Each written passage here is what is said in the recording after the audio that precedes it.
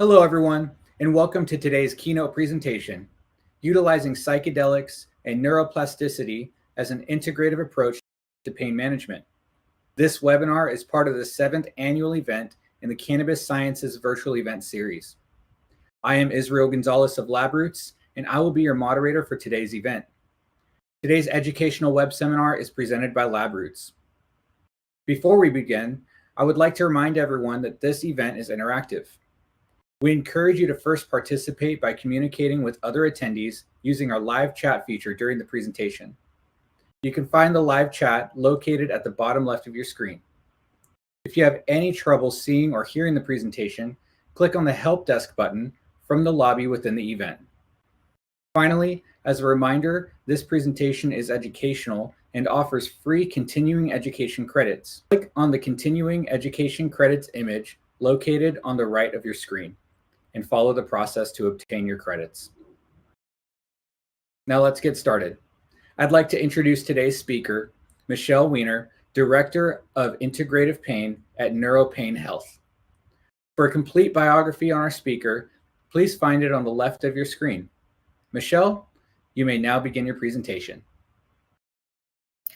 Thank you for that introduction. And again, my name is Michelle Weiner, and I'm the founder of Neuropain Health. We are a center for neuroplasticity and healing in South Florida.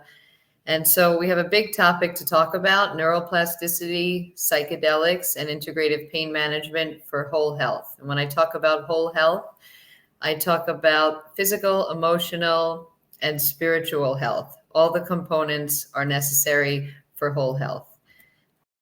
So again, I'm in South Florida, and I am one of the members of our Medical Cannabis Advisory Board in Florida, as well as an advisor for a psychedelic fund. And I've done some research using cannabis as a substitute for opioids, as well as looking at the difference between psychedelic versus psycholytic doses of ketamine for chronic pain and depression. So today, the learning objectives, we will be discussing the relationship between chronic stress and trauma and our opioid epidemic and mental health crisis. I'm going to discuss ketamine and psychedelics and talk about the difference between the two and how they both boost neuroplasticity. And then I'm going to talk about a few different therapies. One's called mindfulness-oriented recovery enhancement, or MORE. And the other one is pain reprocessing therapy, PRT. And these are all different therapies that I use with my patients during ketamine-assisted therapy for increasing the length of time that these medications work, and really helping people become aligned mind, body, and spirit, as well as helping with resilience and different strategies to help people cope with chronic stress. So Gabor Mate said that chronic illness, whether it's mental or physical, is a function or feature of the way things are and a consequence of how we live, not a mysterious aberration. And what this really means is that we are creatures of habit, and we have different patterns and different ways of living. And the ways that we're living really dictate our mental and physical health. And so we have the opportunity to take our health into our own hands and participate in our healthcare. And a lot of what we do has to do with optimizing our lifestyle and optimizing our health span. Gabor Mate also said, if you don't know how to say no, your body will say it for you through physical illness. And so what I've seen is a lot of people who've had, let's say, Lyme disease or different types of viral infections, or have had chronic stress over time, or even trauma that is not processed or unhealed trauma. A lot of times they have physical manifestations of this, which means that they may have pain in their body, they may have nausea, dizziness, fatigue. All of these physical symptoms may be manifestations of their nervous system being hypersensitive. And so a lot of times people wait until they actually have a physical manifestation from either stress or trauma, as opposed to treating it early on. And so we are really creatures of our lifestyle, and optimizing lifestyle is very important prior to starting any psychedelic journey. So we clearly have an epidemic in terms of the opioids. We have people who have chronic pain. 50 million US adults have chronic pain. It's one of the most common public health issues. 21 million Americans have at least one addiction. And between the year of April 2020 to April 2021, more than 100,000 Americans died of an opioid overdose, which is one death every 38 minutes. So we have a chronic pain epidemic, and a lot of that is fueled by fear. And now we have people who are on opioids when opioids are really meant for acute pain. And so now we have the struggle of trying to reduce people's opioids because we know better, and we know that opioids are not for chronic pain. And the problem really is that as we're reducing people's opioids, more people are dying. And that's because they're physiologically dependent on these opioids. They're going through withdrawal. They go to the streets and they find something and they overdose from that. And we have a huge issue with fentanyl as well. So we're trying other ways of trying to control people's pain, whether it's emotional or physical, as opposed to using Band-Aids like opioids and antidepressants. Cannabis is a plant that I often use as a substitute for opioids because there's no toxic level, there's no potential for overdose. It's something that can treat both physical and mental health, as well as helping people sleep a little bit better. So cannabis started my process to open my eyes to more than just Western medicine. And instead of just doing pills and procedures, I started to use cannabis to help people wean off their opioids. And then I found that it wasn't just helping with pain, but it was also helping them sleep, and their mood was improving as well. And so besides a chronic pain epidemic, we also have a mental health crisis. More than 1 billion people are dealing with some type of mental health condition. There's over 320 million people with depression right now, and 280 million with anxiety, 240 million with addiction, 150 million with PTSD.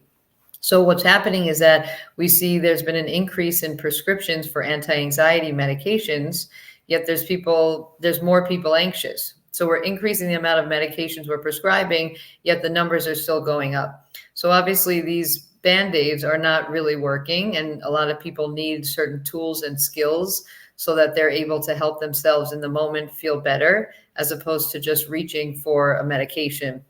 So there's been an increased demand for behavioral health care, and that's really driven by, I think, more people having a diagnosis. And there's also more of the awareness of mental health, and also reduced stigma for care. So people are looking for care. The problem is that everybody is given multiple diagnoses, and they're wondering which psychedelic or which medication is best for my condition. And really, we're treating the whole person. We're trying to get to the root cause of someone's trauma or help them respond differently to stress. So we used to think that depression was caused by a deficiency in serotonin. And in 2022, a very large systematic review came out, and they reviewed the literature and found that depression is not caused by a chemical imbalance in the brain. And there's really no evidence that there's an association between serotonin and depression. So a lot of people are on antidepressants, and these are supposed to boost our serotonin. And we talk about serotonin being that happy molecule. And now we are discovering that if depression is not caused by a deficiency in serotonin, then what's the cause of so many people's depression? And so this article really helped people feel a little bit better as to the fact that maybe they're on their third or fourth antidepressant and still not feeling well. Well, that's because serotonin's not going to fix them. That's not the source of their depression. And other people are wondering how we've gotten to this point, similar to opioids. You know, a lot of what physicians do is driven by evidence and research, and a lot of research is driven by big pharma. And so companies are doing studies, and these medications are becoming FDA approved. And when you really look at the research, there's only maybe an increase of 30%, let's say, or a reduction of 30% in terms of pain relief or antidepressant effects for the medication to actually be approved. So, and that's very similar to placebo. So a lot of these studies, like the STAR-D trial, for example, was a study showing that as we increase the amount of antidepressants and over time, the person is not really getting better from it. It really helps us realize that if depression is not if serotonin deficiency is not the source of their depression, then we have to look elsewhere. And so that's really now why people are a little bit more open-minded to psychedelics and ketamine, because they understand that the medications that they've been on for 20 and 30 years have actually created a chemistry change into who they really are. And now they do have a chemical imbalance because they've been taking this medication, they're dependent on it. And if they were to reduce it, they would probably have withdrawal or side effects. So when we look at psychedelics, there's many different psychedelics, and they all activate the 5-HT2A receptor. That would be like psilocybin, LSD, MDMA, mescaline, and there's 16 serotonin receptors, and one of them is a psychedelic one. So when it activates that 5-HT2A, it causes the psychedelic type of mystical experience. And what they realize is what psychedelics do is they quiet a part of the brain called the default mode, which holds the story of who we are. So if someone has a belief that they're not good enough, or they're not lovable, let's say, or they're powerless, this belief really sits in their default mode, and it really helps. It really doesn't allow them to kind of move forward in their life, because this belief becomes their default. So when they're daydreaming or just kind of spacing out a little bit, the default mode is most active. And when we give someone a psychedelic, the default mode is quiet. So the story of who they are, their autobiographical version of who they are, is quiet. Their ego is quiet, and it allows other parts of the brain to communicate. So other networks are then able to connect and communicate. And this creates the ability for the person to change their perspective, or to have a different opportunity than what they were used to. And it kind of helps to shift them out of their maladaptive behaviors into something else. And so a lot of research is coming out now, really talking about the way that the brain works in such a dynamic and complex way. And we obviously don't know all the answers, but functional MRIs and neuroscience is really helping us to understand that there's different mechanisms for how we can treat depression. So I use a biopsychosocial model to diagnose all of my patients. And what does that mean? So if we break that word down, biopsychosocial, bio is really the body, their genetics, what's going on physiologically in their body in terms of medications, neurotransmitters. Psychologically, that's their thoughts, their perceptions, their emotions, and the context. And then socially is their work, their family, their external environment. And so all of these things really do create the human experience. And so pain is really an experience. It's a sensation with an emotion. And so one's biopsychosocial aspects in life can affect how they experience pain. If someone is more stressed or didn't sleep well, they may experience more pain. If someone is in a place that they're with people that they love, maybe a person is playing with their granddaughter, for example, they're probably less focused on their pain and having more of an experience that is giving them love or pleasure. So our goal is really not to diagnose someone with, PTSD, anxiety, depression, chronic pain, but really to help understand that they're a whole person, and we need to increase their resilience, which means the capacity to recover from a stressful response. And so in increasing their resilience, that will overall increase their quality of life. And so I bring up The Body Keeps the Score. That was a book written by Bessel van der Kolk. And it really does help to understand how our physiological body and what's happening in the actual body can be affected by our thoughts and our emotions and the way we perceive something. So if you're in an environment where you may not feel comfortable or safe, then the way that you perceive some type of sensation may create pain. As opposed to if you're in a loving environment, that may be a very different sensation. And this is actually a picture with me and Bessel, because I was trained with the Ketamine Training Center in the Catskills, and he was one of the facilitators. And doing, as a physician who uses ketamine in their practice, I think it is important to understand what that medicine feels like as the patients are going through these experiences. So Lisa Barrett wrote a book called How Emotions Are Made, and she talks a lot about the body budget. And so the way that I look at this is that the brain is a meaning maker. The brain is always looking to make meaning, to understand how the brain is interpreting what's happening in the external environment and also within the environment, within the body. So there's a lot of signals coming from outside, and our body perceives this. And then there's also interoception, which is the way that our body signals are going into the brain and then back to the body. And so this is all based on a predictive processing model. How we were when we were younger set us up for how we're going to respond to stressful or traumatic experiences. The nervous system remembers this, and the nervous system, it's like a financial budget. You put in positive things, you exercise, you eat well, you sleep well. And then, what's something negative or what's something that drains the budget or creates a deficit? That would be too much stress or trauma that hasn't really been processed. And again, the body and the brain are always in communication, and the signals that are coming in have to be interpreted properly. Now, a lot of people are interpreting safe signals as if there is a threat or danger.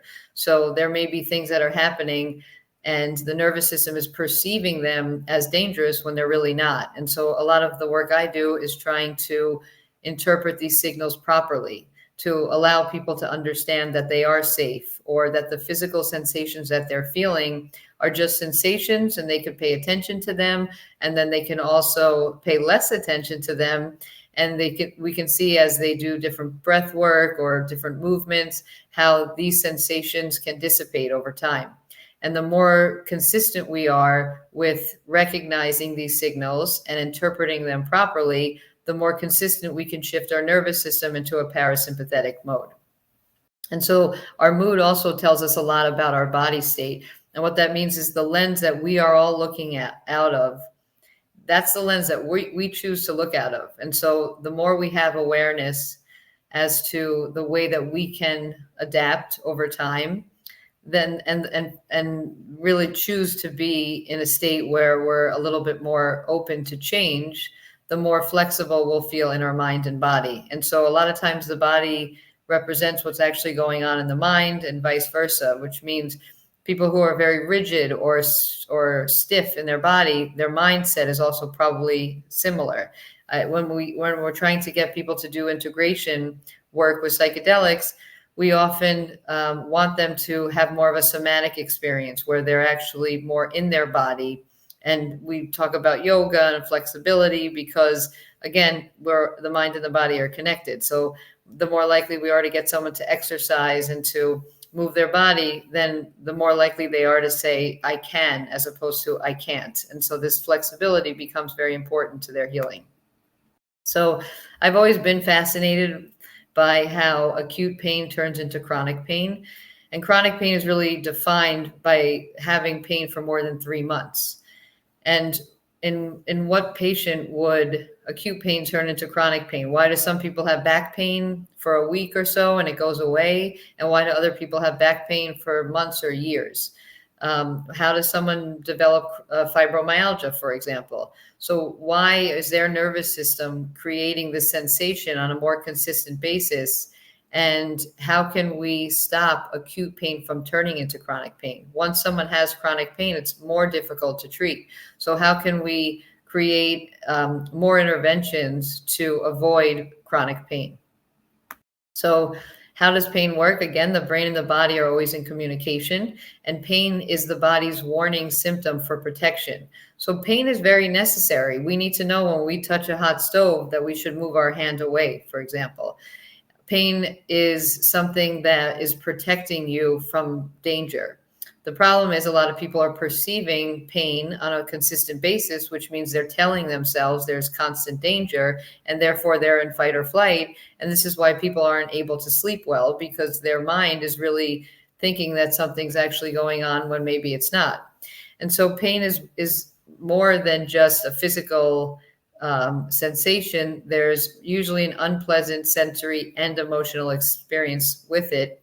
And pain doesn't actually have to have tissue damage. So you may feel pain, for example, in your knee or in your back, and there may not be anything on MRI or X-ray, but you may still have a sensation there. And that sensation gets amplified when you have some type of emotional experience with it, which means you may be stressed, or maybe you wanted to go on a trip, but your pain was too bad and you weren't able to. And now you're frustrated with the fact that you're not able to go on that trip, and now the pain becomes worse. So there's always an emotional component behind pain. And the good thing to know is that even though there's maybe no tissue damage, pain can change. And pain can change because our nervous system changes. And that's really what neuroplasticity is. Neuroplasticity is the nervous system, the brain, and the spine's ability to adapt, to learn, and to change over time. And really, a lot of what neuroscience has taught us is that we can change and our pain can change. And so sometimes signals become amplified during stress, and stress could be emotional or physical. But when we look to treat pain, we can't just use the biomedical model. We can't just look at the physical body anymore. We really have to take a look at someone's psychosocial aspects as well. This is a great example of how the role of perception is involved in pain. And so what do I mean by that? The act of interpreting and organizing a painful stimulus to produce a meaningful experience of the world and of oneself. So this is an example of a construction worker who stepped on a 7-inch nail, and the nail went through his boot, and he was rushed to the emergency room, given pain medication, screaming and crying in pain. And when he got to the emergency room and they took off his boot, they realized that the nail had never pierced his skin, had never even gone through his body. It was actually between the two toes. However, because he perceived that this nail had now gone through his foot, he started to have an experience where he had probably a tremendous amount of anxiety and fear. And that created this sensitivity in his nervous system that created more pain. And so it's a perfect example of how emotions can drive our pain, and really how pain is just a sensation with an emotional experience that can be reprocessed. So chronic stress can lead to chronic pain. And this is something that is very well known. It's called central sensitization. This is where we have an amplification of the signals going from the body into the central nervous system that creates a hypersensitivity. So it's almost like someone taking a hot bath after a sunburn. The skin is very sensitive, and now we're increasing the temperature. Same type of thing. The person has almost like this wind-up phenomenon in their nervous system where they have this amplification of signals going up to the brain, and then the brakes aren't on. So instead of the descending inhibitory pathways stopping the pain on the way down, there's this imbalance. So there's too much volume up and nothing really shutting down the pain signals. And over time, central sensitization can just create a way of living where people start to fear going out because they think they'll have more pain, or they start to fear doing physical activity because it can increase their pain. So it's like a broken fire alarm where the alarm is going off, yet really there's no fire. That's what's happening. So the brain is perceiving that there's a fire, and they hear this alarm, but there's really no fire there. So there's actually no tissue damage, but the person feels unsafe, or they feel that there's some type of threat or danger. So central sensitization is a phenomenon that, again, lives in our central nervous system and can create many different symptoms, more than pain. It can create chronic fatigue, dizziness, nausea, different type of symptoms that become not related to one specific thing, for example. And really, that's because there's this imbalance of glutamate. And glutamate is an excitatory neurotransmitter. It balances out with GABA, which is an inhibitory neurotransmitter. And glutamate works on the NMDA receptor, which is responsible for neuroplasticity. And again, neuroplasticity is the nervous system's ability to change over time, which means we can learn new things and our memories can be stored, and we are able to decrease the sensitivity to the pain signals. So let's discuss neuroplasticity a little bit. So what's actually happening? The nervous system is entering into different states. It's very dynamic. It can change over time. And chronic stress can harm neurons, increasing inflammation. But it can also cause neurons to lose connection in parts of the brain like the prefrontal cortex, which are involved in attention and emotions and executive function. So one potential cause of depression may actually be that these neurons are not connecting the same way that they're supposed to, and people are not then paying attention. They lose focus. They have lack of motivation. They're not having that ability to get up and get out of bed. That fire or spark inside of them is no longer there. And so depression may actually be from neuronal atrophy in the prefrontal cortex that creates this lack of motivation, or kind of like learned helplessness. Over time, if there's too much glutamate, that can reduce the synaptic function, as well as the hippocampus ability to regulate cortisol. So, our brain obviously needs good blood flow and cortisol. And what's happening is if someone has too much glutamate for too long, they can have increase in pain. So what ketamine has been found to do is restore neural connections that are lost due to chronic stress. And this may be one of the main reasons why it works as an antidepressant. So the main thing that ketamine does is it boosts glutamate for a very short period of time to create a change in either pain or the way that someone is viewing something and their perspective or perception of something. But it also disrupts the hyperconnectivity of the default mode. So the default mode is less active during ketamine.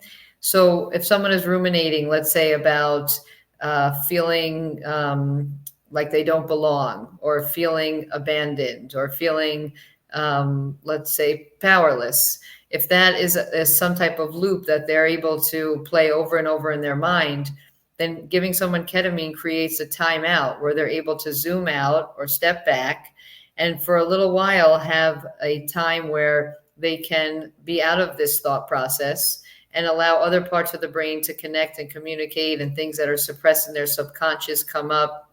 And this allows them to shift their focus from their depression or their anxiety or somatization, which is really when their mental health creeps into their physical body. So it causes this disconnect. So they don't feel physical pain in their body, and they're also not in their conscious default mode, so that it allows them to change their perspective. And it can increase the synaptic connections in the prefrontal cortex. So it's really acting as a medicine and a psychedelic. There's physiological changes, and there's also the psychological insight that is gained from these experiences. So it can reduce central sensitization. It blocks the NMDA receptor. It causes an increase in glutamate, what we call a glutamate surge, that leads to synaptic plasticity, which also increases brain-derived neurotropic factor. And it actually blocks the NMDA receptor on the GABA inhibitory neuron. So when you're blocking that, it actually increases the glutamate. It increases BDNF through the AMPA receptor. It can increase dopamine and serotonin, as well as decrease inflammation, and it activates opioid receptors. And so there may be some benefit of using ketamine, with people who have depression and chronic pain as an antidepressant, and also to reduce their pain. Psychedelics are different. Like I spoke about earlier, they activate the 5-HT2A receptor. And so one of the studies that came out was by Robin Carhart Harris, and he called it the Rebus model, which stands for Relaxed Beliefs Under Psychedelics, which means that people are able to loosen the thoughts that they have and the beliefs that they have about themselves or about others while they're under psychedelics. And so here's a good picture that is looking at imaging showing when someone is using psilocybin mushrooms versus a placebo, how there's a significant increase in the connections within the brain, as opposed to placebo there. That's just kind of what a functional MRI looks like. And so this increase in connection is something that can create a shift as well as decrease the default mode activity. And so the Rebus model is really something that was one of the first ideas behind how psychedelics work. And again, activation of the 5-HT2A, it increases brain-derived neurotropic factor, which is something that we can actually increase by exercising, by learning something new, or changing our environment, or getting out of our normal patterns. So when we're talking about psychedelics and ketamine, I practice in South Florida, and so I am only able to use ketamine. We're not able to use any of the psychedelics yet. It's still a Schedule 1, but I know many other states have decriminalized it. So when we talk about psychedelics, we talk about setting, and dose, and the therapeutic alliance. And so here's a picture of one of my patients and our therapist and our nurse. And we are an amazing team that really we all have our eyes on the patients. And it's always good to have more than just one person evaluating and integrating with the patient. And so we really set the person up with a specific intention. We provide, and that's the mindset, is their intention, what they want to, release this belief that they are powerless, or they want to release the belief that, let's say, they are not good enough. And so we really try to get to the root of where that belief stems from. And same thing with pain. They want to release the idea that they're going to be in pain and debilitated for the rest of their lives. They're willing to accept the fact that perhaps this treatment is able to get them to the next level, and their mind and body can shift from it. So the intention is very important. And then whatever comes up is whatever comes up. The setting, it should be done in an environment where the person feels comfortable and safe, so that they can let go and surrender into the experience, so they're not resisting it, so their conscious mind isn't fighting this experience. And then the dose, obviously, if they're going to have a low dose versus a high dose, if it's going to be more of a mystical experience, or if we're going to do talk therapy throughout it. And the therapeutic alliance is myself, the nurse, the therapist, or coach. So we're all supporting the patient. And usually our experiences are, we are there for about 2.5 or 3 hours, because we set them up before. We have them do either intramuscular or IV ketamine. And then we have a little closure after, where we discuss their experience, as well as give them homework or behavioral activation therapy, where we talk to them about doing something new and how they're going to integrate this session into their life. So ketamine and psychedelics has many effects. Some of them include widening that window of tolerance, which means when someone says, I can't get out of bed in the morning, or I'm not able to deal with the physical pain that I have, we're trying to increase that window so that they're able to say, I can, and approach it slowly. We do, pacing, where we're giving them a little bit consistently over time to shift them enough to create a new pattern. It allows them the ability to reprocess highly charged traumas without being overwhelmed. And trauma is really when the nervous system becomes overwhelmed. It enhances fear memory extinction. It can promote self-compassion. A lot of times, the first steps when we're dealing with patients, whether it's pain or mental health, we like to focus on self-love and self-compassion, how they can start to become more loving to themselves, how they can start to listen to their language. and also have some compassion for the experience they've been on that has led them here, and reduce self-criticism, shame, and anger. And that's really important because a lot of people judge themselves harshly, and that judgment is something that they need to loosen a little bit so that they're able to step into a new role. A lot of people have shame that for so many years they've been depressed, and for so many years they've had chronic pain, and the ability to have a different life is a little bit overwhelming to them. But then they have shame that maybe for so long they've lived a life that they could have shifted out of earlier, and that also creates anger, the anger in themselves, and it's a process. Usually with ketamine, we're doing 6 sessions in a short period of time, and then there's some maintenance that's involved there. And so we like to really have a good idea of what they're integrating, and some sessions may be more difficult than others, of course. But really, these medicines are used to support psychotherapy. People shouldn't be doing ketamine and psychedelics without a coach or a therapist, because if people are not prepared, they can really have some negative side effects. It does help to get to the root of someone's emotional and physical pain, and again, deepen their connection with themselves to aid in stress resilience. So right after ketamine, there's this critical neuroplastic window where people are more open, more flexible. They're able to connect differently with themselves and others. And the goal is really for them to understand that they are creating meaning in their life. And people who wake up and don't have purpose don't really have a reason to get out of bed. We want them to have a connection with themselves so that they can find purpose in their life. So one of the therapies that I use for people who have any type of chronic pain or addiction is more mindfulness-oriented recovery enhancement. And we can do this individually or in groups. It's something that is done over 8 weeks. And when we do it in groups, it's usually once a week for up to 3 hours. And we take 8 to 12 patients, and we educate them about mindfulness, which means how to focus their attention in the present moment, how to reframe their thoughts so that their language becomes different. Instead of saying, get up out of bed, or why are you not getting up out of bed? It becomes more connecting with themselves in a way that is more meaningful and more compassionate. And then savoring natural rewards, which is really important. Instead of someone reaching for their benzodiazepine or for alcohol or any type of substance, for example, how can they look at the water or the beach or nature or the sky and just enjoy natural things? What has happened over time is a lot of people who are on chronic opioids or antidepressants, they become numb. They're not really able to feel the same way. First of all, opioids are the same as our endorphins. So people stop making endorphins and they're not able to have natural pleasures. And people who are on antidepressants really shut down a lot of their serotonin, and they're not able to feel pleasure in the same way, or they just kind of feel numb.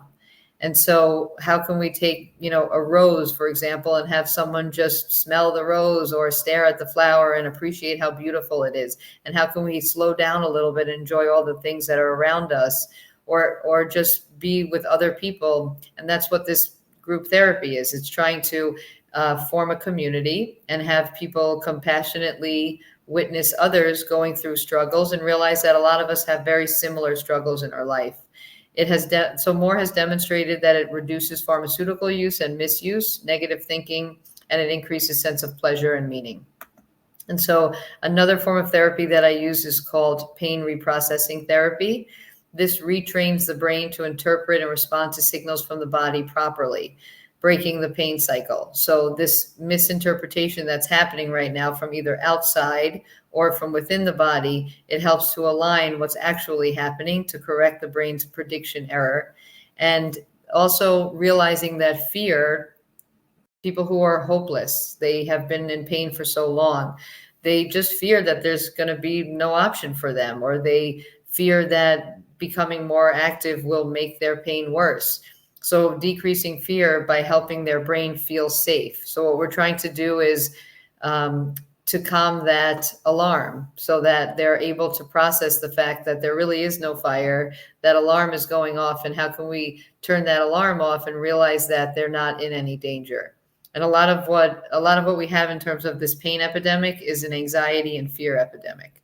So pain reprocessing helps to maximize neuroplasticity and helps the openness of the brain to change its prediction. And in doing this, it really helps to, pain reprocessing aims to lower the threat. So when our brains are on high alert, we interpret our surroundings through a lens of danger. And the way that we do this is, we call it a pain dial, pain recipe, and a pacing protocol. And a lot of this came from Alan Gordon and also another therapist, Rachel Zafnis. And so I've learned a lot of things as a physician from pain psychologists, because really chronic pain has to be treated, again, more psychosocial and have some behavioral components to it, and not just physically looking at the body and pills and procedures. So the pain dial is what turns their pain up, what makes their pain worse, and what makes their pain better. How do we set them up for a day to have less pain? Well, that starts from the night before, getting a good night's sleep, moving their body, eating things that are not going to cause inflammation, being around people who are more open and loving. And pacing protocol basically means, how can we get someone to move their body, let's say 10 or 15 minutes in the beginning, a few days a week, then we increase that over time. Or how can we get someone to get out of bed at a certain time and go to work or have some type of meaning in their life. So we do this pacing. We don't just go from 0 to 100, because they would reject that completely. We have to slowly show them with evidence that they're able to do these things so that they can say, I can, as opposed to I can't.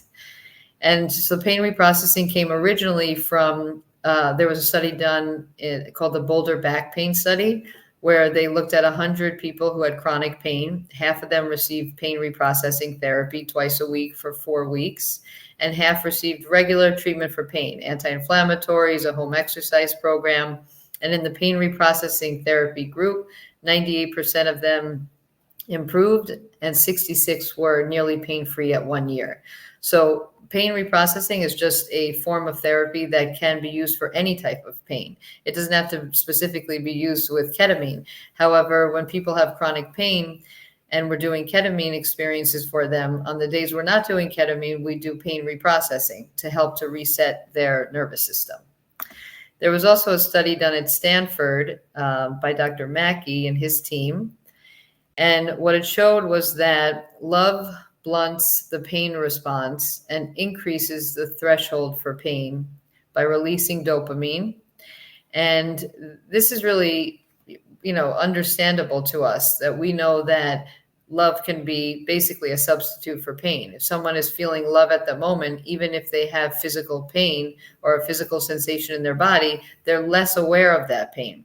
So when people have chronic pain, and I know them for years, and all of a sudden they meet someone and fall in love, things seem to shift, again, because our emotions live in our tissues, and our mind and our body are always in communication.